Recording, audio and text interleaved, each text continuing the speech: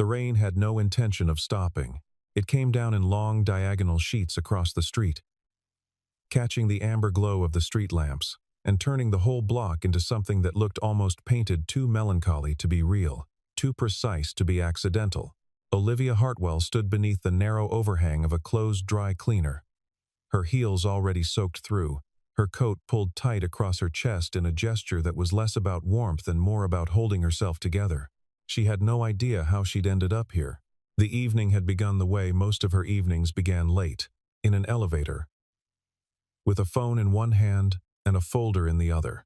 Her driver, Marcus, had texted at 6:47 to say his daughter was in the hospital. Nothing serious, but he had to go. And she had told him not to worry about it. She'd manage, and she had meant it in the way she meant most things. Efficiently, without drama, without second-guessing herself. She'd walked out of the Caldwell Tower lobby, turned left out of habit toward where the car usually waited, and then just kept walking because the rain hadn't started yet. And something in her body, some old, tired, half-dormant animal instinct needed to move without a destination, and then the rain had started, and she had ducked under the overhang of the dry cleaner, which was closed, on a block she didn't recognize, in a neighborhood that smelled like wet concrete and frying oil and someone's dryer running late. That was when she saw the girl. She was spinning, under the street lamp directly across the street. A child 7, maybe 8 years old was turning slow circles in the rain, with her arms stretched out and her face tilted up, completely unhurried, completely unself-conscious, as though the rain were a carousel, and she had all the time in the world.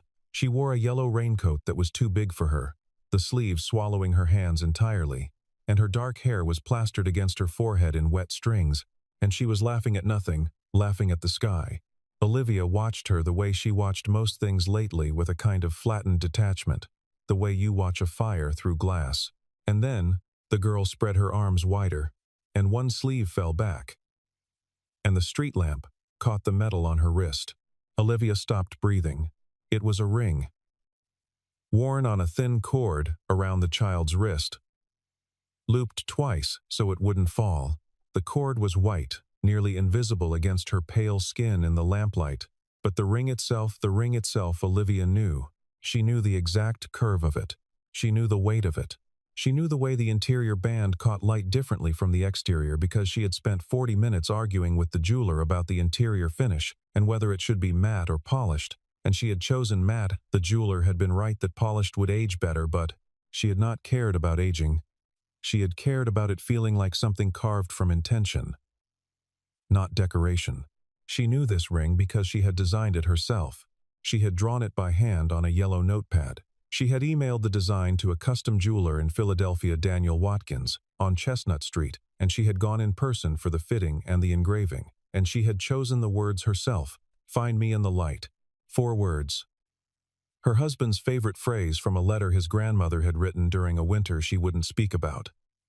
He had read it to Olivia once, early in their marriage, sitting on the floor of their kitchen at 2 in the morning eating cold cereal, and she had never forgotten it.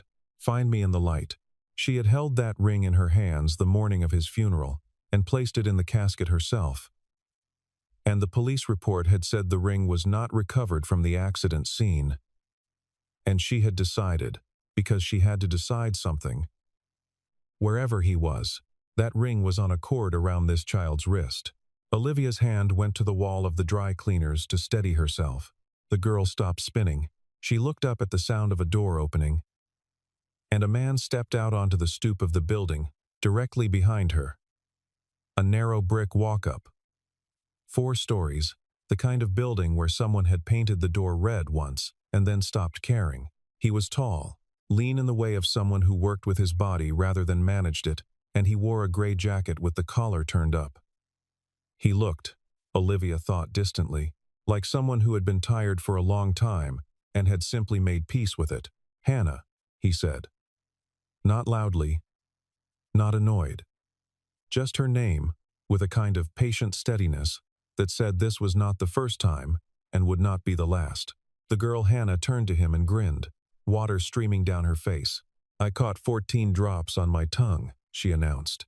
"That's more than yesterday," the man said, and held out his hand. And Hannah ran to him and took it. And they went inside, and the red door closed. Olivia stood in the rain. She should call a car.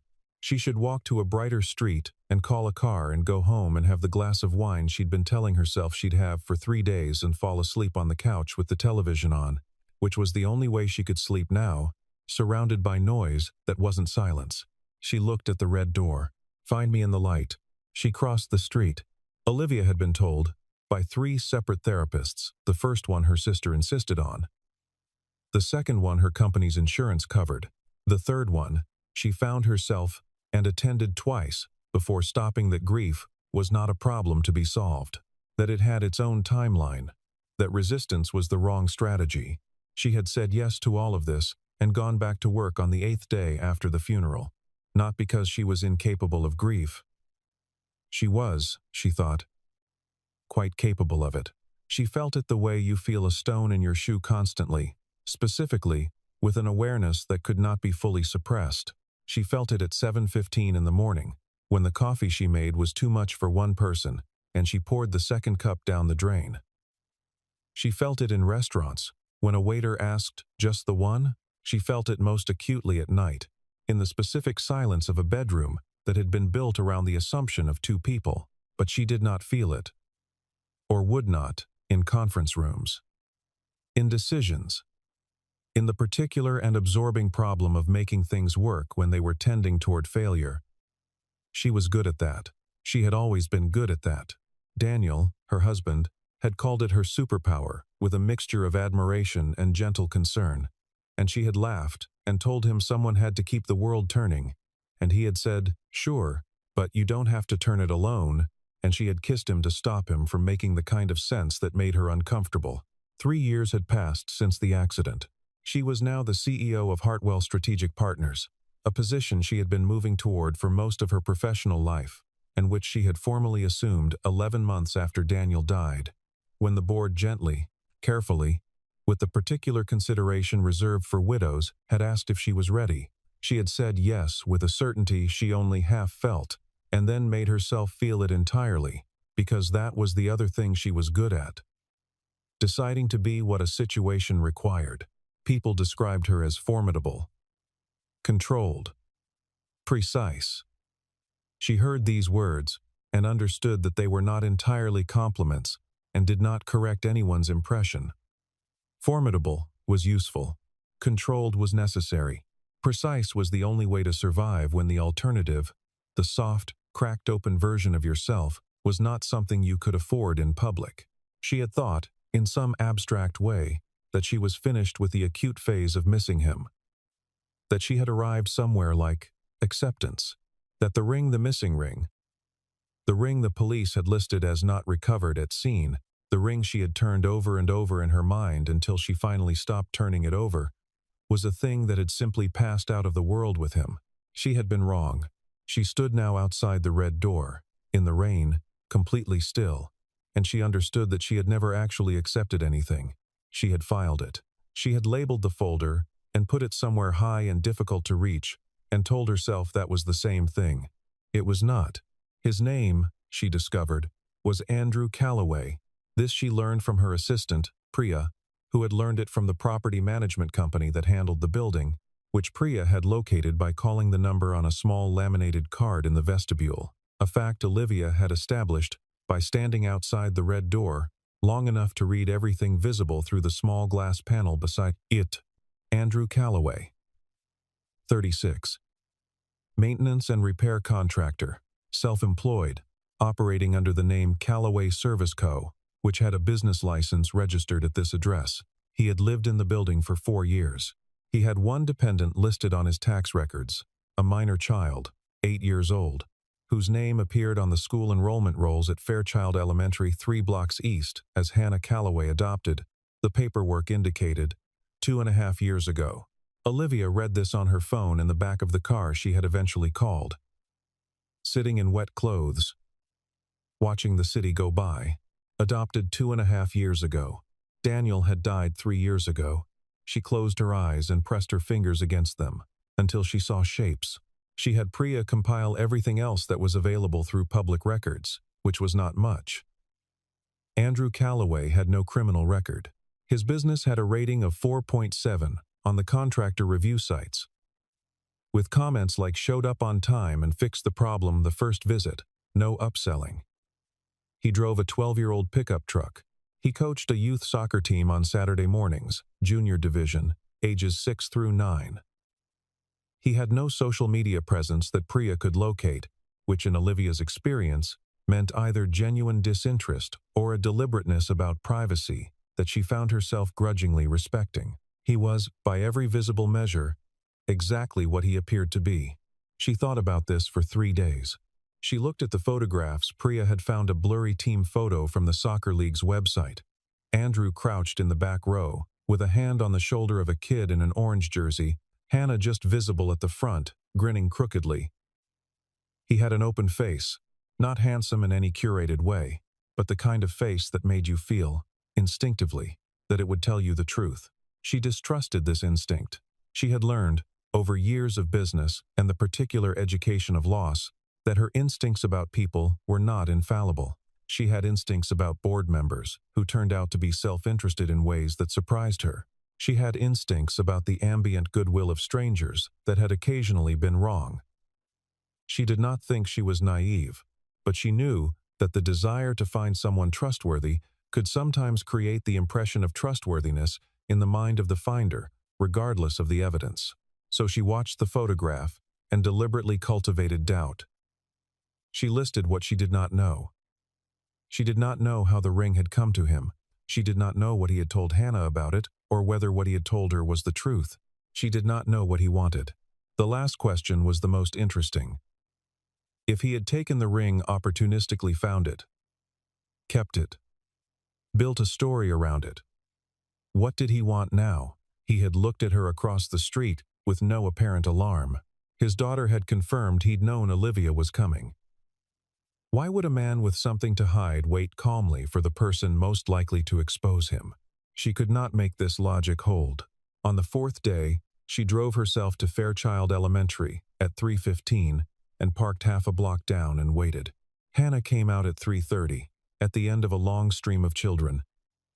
She carried a backpack that was slightly too large for her, decorated with a hand-drawn sun in permanent marker on the outer pocket. The cord with the ring was visible at her collar, the ring tucked inside her shirt. The girl turned left out of the school gate and walked with the particular purposeful confidence of a child who knows the route by heart. Olivia got out of her car and followed at a distance. Half a block from the school, Hannah turned around. Not all the way, just enough to look at Olivia over her shoulder with one eye, the way birds do.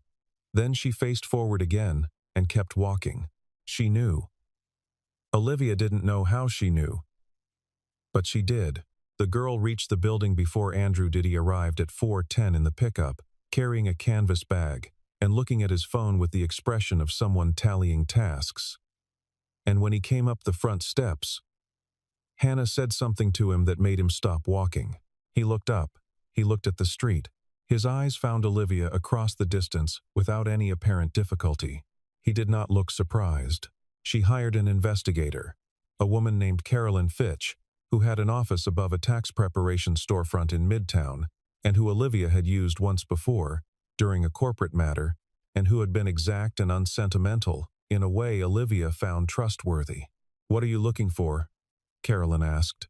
"I want to know where he was on April 17th, 3 years ago," Olivia said. "Between 6 and 11 p.m. Carolyn wrote it down. "That's a specific window." "Yes. Is there a reason I should know what happened that evening?"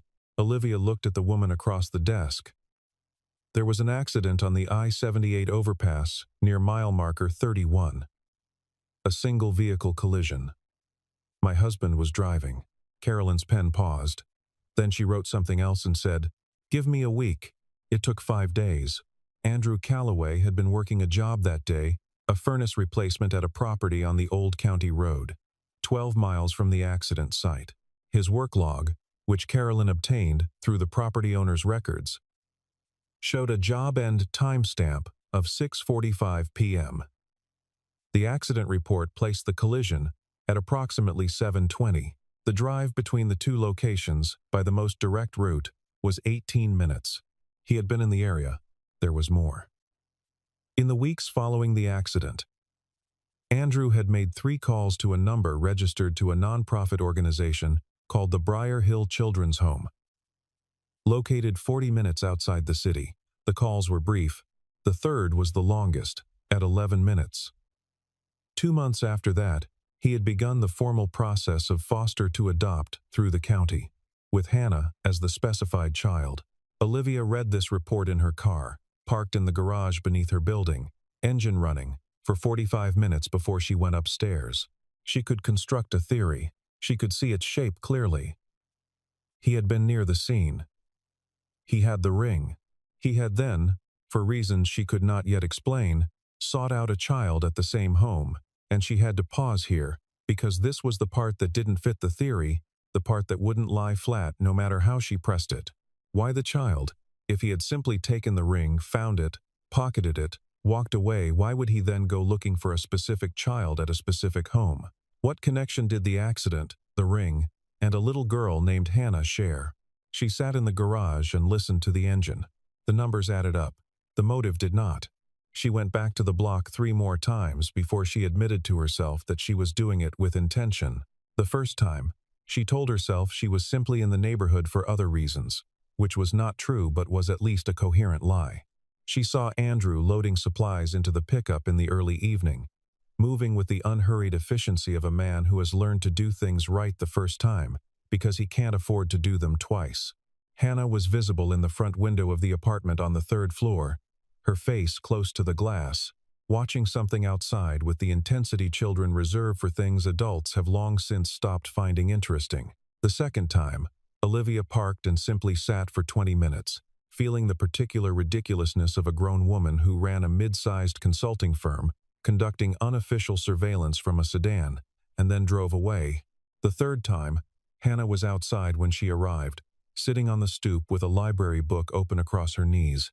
When Olivia's car pulled to the curb, Hannah looked up immediately again, that over-the-shoulder bird glance, precise and unafraid.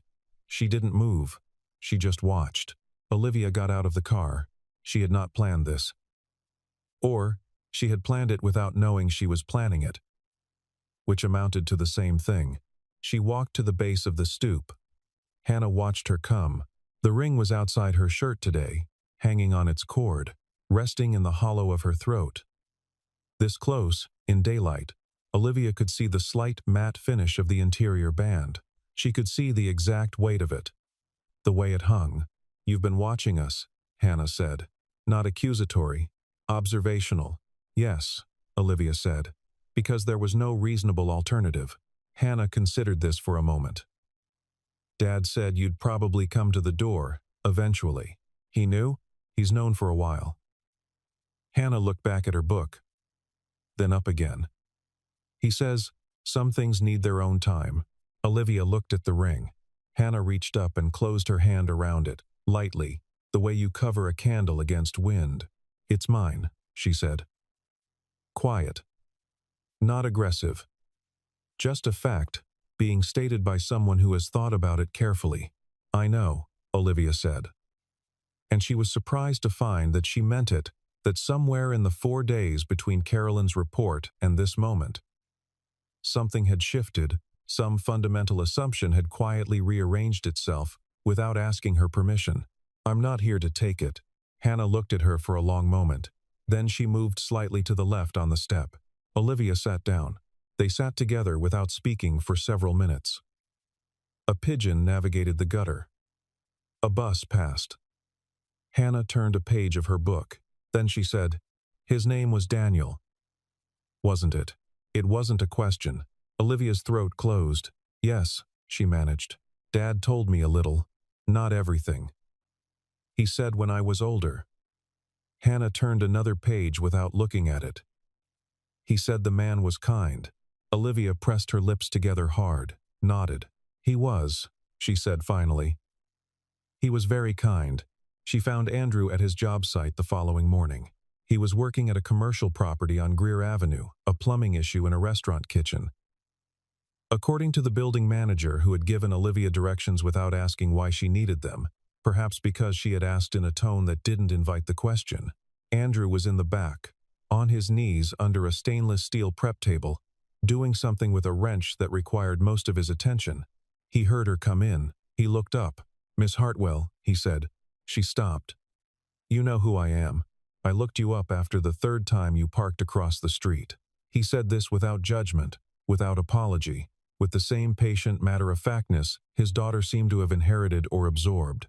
He came out from under the table and sat back on his heels. "I figured you'd get here when you were ready." Olivia studied him, up close, in the flat light of a restaurant kitchen.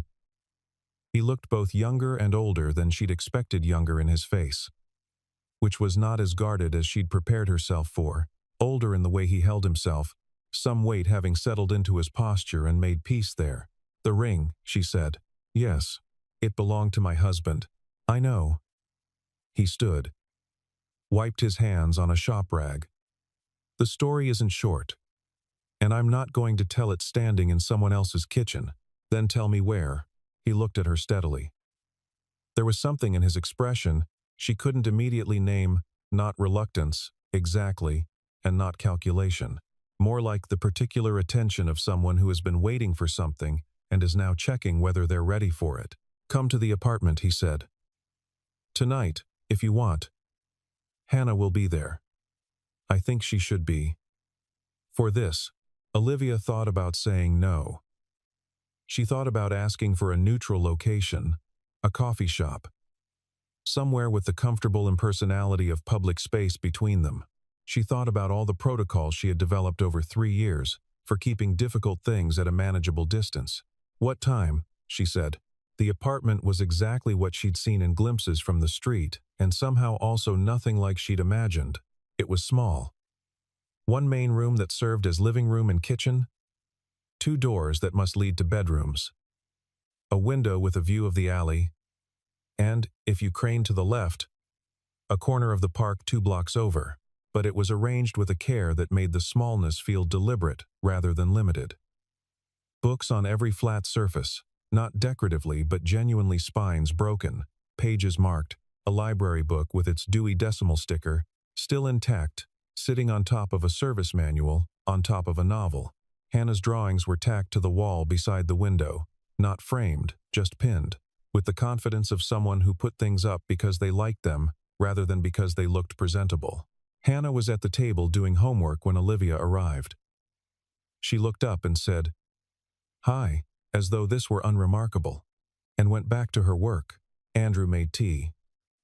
He did this without asking whether she wanted tea, which she registered as either presumptuous or perceptive, and decided, watching him, was the latter. They sat at the table, the 3 of them, Hannah's homework pushed to the side. Andrew wrapped both hands around his mug. "I was heading home," he said. "April 17th.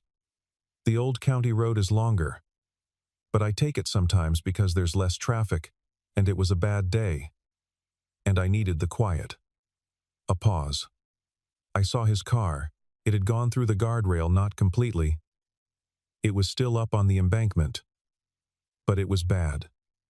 I pulled over. I called 911 first. Then I went down. Olivia was very still. "He was conscious when I got there," Andrew said. "Barely. He was talking. Not making full sense. Some of it was just words. You know, the way people get." He looked at his mug. "But some of it was clear." "What did he say?" Her voice came out smaller than she intended. "He said a name. First I thought he was saying it to me. Then I understood he was just saying it. The way you say something when you're holding it." Andrew looked at her. He said Olivia probably 8 or 10 times. She had known, abstractly, that she was going to cry at some point in this evening. She had prepared for it the way she prepared for difficult things, by acknowledging the likelihood and deciding it would not interfere with her ability to function. This preparation turned out to be insufficient. She pressed her hand flat on the table and breathed. Andrew waited. "He had the ring on," Andrew continued, quietly. He looked at it, and then he worked it off his finger. It took him a while. It took him a while, and he held it out to me. Andrew's voice stayed level, but only just. I thought he was confused. I tried to put it back. He pulled his hand away. He looked at me, and he was completely clear. In that moment, he said, "There's a little girl at Briar Hill. Her name is Hannah. She doesn't have anyone. Give this to her. Tell her it's from someone who saw her." The kitchen was silent. Olivia heard the traffic outside. She heard Hannah's pen against paper. He had visited her, Andrew said. I found this out later. He used to volunteer at Briar Hill. I didn't know this. I found it after, and he'd been visiting Hannah for about a year. She was one of the longer-term kids, the ones who get overlooked because they're not infants. They're not the easy placement. He used to bring her books. Olivia thought of all the Saturdays she hadn't asked about. All the times Daniel had said, "I have some errands," or "I'm going to be out most of the afternoon," and she had said okay and meant it and gone back to her laptop. She had not asked because she respected his privacy, and because she had been busy, and because it had not once occurred to her that there was something to ask about that wasn't ordinary. She had been his wife for 6 years, and she had not known this about him. He died before the ambulance came, Andrew said. He didn't soften it. She was grateful he didn't. About 4 minutes after he gave me the ring, I stayed with him. Hannah had stopped writing. She was looking at the table, her pen loose in her fingers. I didn't know what to do with it, Andrew went on. The police came, and I gave my statement, and I didn't mention the ring. I don't know if that was right, but his last words were a specific instruction, and I didn't feel like it was mine to complicate. He turned the mug in his hands. So I went to Briar Hill. I met Hannah. She was 7, almost 8. And she'd been there since she was 5. And she had a corner of the common room she'd claimed as hers with a specific chair and a stack of books. And she told me, first thing, that the books were organized by color, not subject, which was a better system, and anyone who disagreed was wrong. Hannah made a small sound that was almost a laugh. I went back, Andrew said. I kept going back. And then the process started. I don't know if I intended it to. I think I went back because of what he asked me to do, and I stayed because of her. He glanced at Hannah, who was still looking at the table. She's mine now. That's not complicated for me. And the ring? Olivia said. I gave it to her when the adoption was final. I told her it was from a man who had seen her and wanted her to know she was worth seeing. I told her she could know more when she was older if she wanted. He met Olivia's eyes. I was going to find you. I kept putting it off because I didn't know what to say, and because I was afraid of this, of what it would mean for her. Olivia looked at the ring, which Hannah had placed on the table between them at some point, without Olivia noticing. The cord curled beside it. Find me in the light. She had thought, when she designed it, that she was making something for Daniel. She understood now. Sitting in this small, warm kitchen with a man who had sat with her husband while he died, and a child who had received the last gift of a kind stranger, that she had not entirely been wrong, just incomplete in her understanding of what it meant to make something for someone. She sat in her car outside the building for a long time after. She was not, she discovered, angry. She had expected anger, had braced for it. The way you brace for a wave, and it hadn't arrived. What had arrived instead was something quieter and more destabilizing. A profound and specific grief for the version of her husband she had not known. She had thought she knew him. She had thought, in the way that long intimacy can mislead you, that she knew the full shape of him. She knew his habits and his preferences, and the particular way he breathed when he was about to say something important, and the fact that he could not walk through a bookstore without spending 40 minutes he didn't have. She knew these things. She had not known about the Saturdays. She had not known about Hannah's corner of the common room with the color-organized books. She had not known that Daniel Hartwell, who had seemed to her so entirely present in their life together, had been quietly, consistently, building a relationship with a child who had no one, bringing her books, showing up, doing the small, faithful work of being a person who notices another person's existence and decides it matters. She had not known he was that man, Or, and this was the part that sat on her sternum like something heavy she had known, hadn't she? She had known he was fundamentally that kind of man. She had seen it in 100 smaller ways. The coworker he'd helped through a crisis without ever mentioning it to Olivia. The neighbor's fence he'd fixed quietly over a weekend. The way he listened to people, really listened, without checking his phone. She had known the grain of him. She just hadn't asked about his Saturdays. She sat in her car and thought about all the Saturdays. The guilt arrived late, and differently than she'd expected, not sharp but wide. A kind of spreading ache that reached further than she'd thought guilt could reach. She did not blame herself for the accident. That had never been a place her grief went. But she found herself turning over those Saturdays, those afternoons, those I have some errands exchanges, and feeling acutely the texture of her own distraction. She had been his wife. She had loved him, and she had been busy in the way she was always busy, useful and controlled and focused, and she had not asked. She drove home. She took the long route. Not consciously, she simply found herself going left where she should have gone right. And then left again. And then through the park road that added 12 minutes and wound under the bare November trees, and she didn't correct it. She drove slowly. She let the city move past the windows in a way she rarely let it, usually too focused on destination to bother with passage. She was thinking about a specific Tuesday evening, 4 years ago. She and Daniel had been sitting at the kitchen table with takeout containers between them, both of them tired. The comfortable tired of two people who have been working hard on things that matter to them, and she had been half reading an email on her phone, and Daniel had said something she couldn't remember what exactly, some small story about a woman he'd spoken to on the train, and she had said, in the way that meant she was listening but was also still reading, and he had smiled and said, "It's fine, it can wait," and she had looked up and said, "No, tell me," and he had told her, and she had listened. And then she had gone back to the email. She thought about that now. She thought about how many of them there had been, not because she had been dismissive or unkind, she was not. She didn't think a dismissive or unkind person, but because there is a difference between the kind of listening that makes a record and the kind of listening that opens a door. She had mostly practiced the former. She had thought that was enough. She had thought that love was about presence and fidelity and the shared project of a life. And it was. It was all of those things. But it was also the that you put down to really ask. What happened? Who was she? What did you think?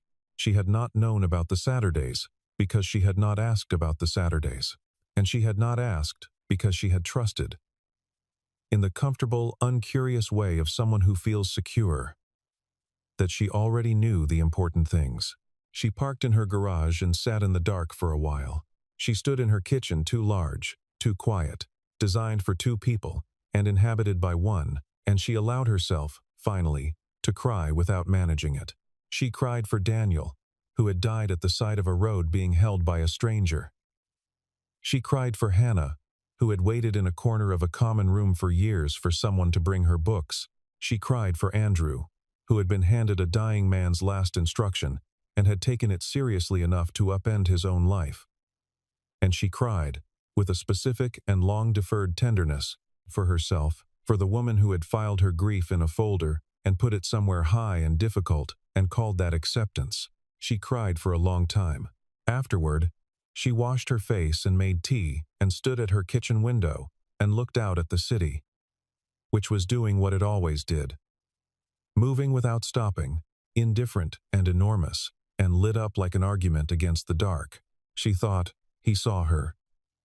He made sure she was seen. She thought, that was who he was. And then, slower, softer. That's who I could try to be. She went back 4 days later. She hadn't called ahead. She wasn't sure why, except that calling felt formal in a way that didn't fit what she was trying to do, which she couldn't have precisely articulated if asked. She simply got in her car on a Saturday morning with a canvas bag containing 3 children's books she'd bought at the shop, 2 blocks from her apartment chosen carefully, with more deliberation than she usually brought to anything outside of work, and she drove across the city. Andrew answered the door in a sweatshirt and paint-stained jeans, holding a cup of coffee. looking like she'd caught him mid-thought. He stepped back to let her in. Hannah was at the table. She looked at the canvas bag with the specific calibrated restraint of a child who has learned not to expect things, and so is careful with her wanting. Olivia set the bag on the table. "I wasn't sure what you had," she said. "I got a natural history one, and one about bridges, and one about a dog who solves mysteries, which is not real but I thought might be enjoyable." Hannah looked at the 3 books. She picked up the one about the dog. She read the back. She set it down and picked up the one about bridges. "This one first," she said. "I like bridges." "I'll leave them all," Olivia said. A silence. Hannah put the bridge book down and looked at Olivia with the same clear, unhurried gaze she'd had on the stoop. Then she reached to her collar and lifted the cord, pulling the ring out from inside her shirt. She held it in her palm. The ring sat there between them, the matte interior catching the morning light. "Are you going to want it back?" Hannah said. The question was asked with a kind of directness that had nothing theatrical about it. She was simply asking because she needed to know. She had been here before. Olivia understood had been in situations where something she'd been told was hers turned out to be provisional, returnable, subject to terms she hadn't been given. Olivia sat down across from her at the table. She thought about what she'd prepared to say. She'd prepared something careful, something measured, the kind of sentence that acknowledged complexity while arriving at a clear conclusion. She prepared it in the car. It had seemed adequate then. She set it aside. "It belongs to you," Olivia said. "Daniel gave it to you. He meant to give it to you. He did it on purpose. And that's a choice that doesn't get undone because I came along." She paused. "It's yours. I'm not going to take it back." Hannah looked at her for a long moment. "But," she said. Olivia blinked. "I didn't say but. There's going to be one." Olivia almost laughed. She felt it move through her, brief and unexpected, like a window opening somewhere. "All right," she said. "But I would like, if it's all right, to come back sometimes. Not to take anything. Just to come back." Hannah considered this with the seriousness it deserved. "You could bring more books," she said finally. "If you wanted, I could do that." Hannah closed her fingers around the ring, and then tucked it back inside her shirt. "Okay," she said. She pulled the bridge book toward her and opened it to the first page. And then, without looking up, "You can sit with us, if you want. Dad makes good Saturday pancakes." Andrew, behind Olivia, made a small sound that she thought might be something he was suppressing. "I'd like that," Olivia said. She came back the following Saturday, and the one after. She did not plan what she brought. Sometimes books. Once, a set of colored pencils she'd passed in a shop window and stopped for without fully understanding why until she was at the register. Once, a small bag of clementines, because Hannah had mentioned once, offhandedly, that they were her favorite fruit, and Olivia had filed this, the way she filed important information now carefully, retrievably. Once, nothing at all, because she was running late and arrived at the building and stood outside for a moment thinking about whether she should go get something and then thought, "No. You're allowed to arrive as you are." She noticed, across those weeks, the texture of small things, the way Andrew always started coffee before she arrived, so it was ready when she knocked, which meant he tracked time, or expected her. Or both. The way Hannah had migrated her map project from the floor to a dedicated corner of the bookshelf, where it now lived alongside a growing row of books with their spines facing out in careful color order, red, orange, yellow, all the way through. The way the apartment felt, on arrival, like a place that was genuinely glad to receive you, which was a quality Olivia had not known she was missing in a space until she experienced it again. Her own apartment, by contrast, was beautiful and impersonal in a way she was beginning to notice. She had decorated it after Daniel died. In a controlled burst of redecoration she had told herself was about moving forward. She had chosen everything carefully, the right colors, the right scale, the right amount of art on the walls. It was correct in every visible way. It did not feel the way Andrew's apartment felt, She was thinking about this when she arrived on a particular Saturday in mid-November, later than usual because she'd had a morning call that ran long, and found that Hannah had apparently decided, in her absence, that Olivia had been given insufficient education on the subject of natural history and had therefore constructed a small temporary exhibit on the coffee table using items from her room and 2 library books and a handwritten placard that said, "Important facts, read all of them." "There's a quiz," Hannah said. "Of course there is," Olivia said. She failed the quiz, which had 7 questions and which Hannah graded with a red pencil, with the particular satisfaction of someone who has prepared for this outcome.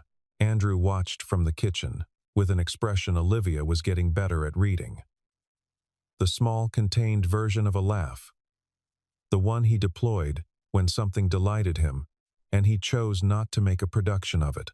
She had begun to read him more accurately, in general.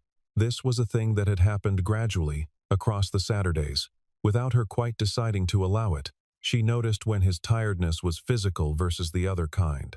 She noticed the way he held his coffee mug with both hands when he was thinking through something difficult. She noticed that he asked her questions, real ones, the opening a door kind, and then actually listened to the answers, and sometimes came back to something she'd said 3 weeks earlier, in a way that meant he'd been turning it over. She did not let herself think too far into what this meant. She had learned something, in the last 3 years, about the cost of moving past the moment you're actually in. She knocked. Andrew opened the door. Hannah was on the floor, surrounded by an ambitious map project, the coffee table pushed aside to give her room. "Finally," Hannah said, without looking up, "I need a second opinion on the legend. Dad says blue for water and green for land, but I think that's boring. What are the alternatives?" Olivia said. "Gold for water," Hannah said. "Because water is more important." Olivia sat on the floor. "That's a defensible position." They argued about the map legend for 20 minutes. Andrew made lunch. At some point, the conversation moved to other things. Hannah's class project, a particularly difficult radiator Andrew was dealing with in a building across town, a book Olivia was halfway through that she'd been meaning to finish for 4 months. The ring was visible where Hannah had let it hang outside her shirt, catching light as she moved. Olivia noticed it in the way she had begun to notice it, not as an absence, not as a wound, but as something else. Evidence, a through line, a small golden marker of the way love moves through time and hands and finds its way to where it's needed. There were things she was still working through. She knew this, with the clear-eyed pragmatism that had always been her most reliable tool. She was still, some mornings, a woman in a too large kitchen making too much coffee. She was still someone who fell asleep more easily with the television on. She was still, and perhaps always would be, someone in the ongoing process of learning to ask about the Saturdays. But she was also, now, someone who drove across the city on Saturday mornings. Someone who argued about map legends on the floor. Someone who had, last week, laughed genuinely, without managing it, at something Hannah said about the dog detective book, which she had now apparently read twice. The changes were small. That was all right. The changes that mattered usually were. Andrew refilled her tea without asking if she wanted it. She looked up and found him watching her with an expression that was not quite a question, and not quite an answer. Something intermediate, patient. Something that seemed to understand it, had time. She thought about what she might say, someday. When there was something to say.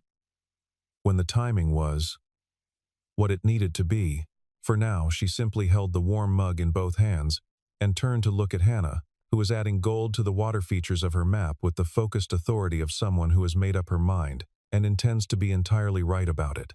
The ring rested at her collar. Outside, the October light came through the window at a long angle, warm and fading. The particular color of late Saturday afternoons in the city, something between amber and gold. The kind of light that asks nothing, judges nothing, simply arrives and stays as long as it can. Olivia thought, "Find me in the light." She thought, "Here I am." She thought, "Still here," and she let that be enough. The ring never left Hannah's collar. It was not a symbol of loss anymore, or it was, but also more than that. It was proof that kindness, does not require an audience. That love sometimes moves sideways through time, through strangers, through a dying man's last lucid thought. That the people we lose do not always end where we think they do. Some gifts travel further than we ever intended. Some light finds you in places you didn't know to look. Olivia would think about this often in the months that followed. She would think about it on the Saturday mornings when she drove across the city with books in a bag. She would think about it in her too large, too quiet kitchen when she made one cup of coffee, just one, without the second poured down the drain and stood at the window watching the city wake up. She would think about it when she sat across from Andrew at the kitchen table and they talked about nothing in particular. A difficult job, a city council decision, a book one of them had read, a thing Hannah had said that still made them both smile to remember. She was still learning. That was the thing she had not expected, that the work of becoming a person who asked about the Saturdays was not a single decision but an ongoing practice. Daily, imperfect, worth the effort. The ring caught the light whenever Hannah moved. Olivia noticed it every time. She thought she always would. Some things you stop seeing, and some things you see more clearly with every passing season. The ring was the latter. It had been designed to last. It was lasting. And the people it connected, the dead, the living, the found, the still finding, were all, in their different ways, doing the same.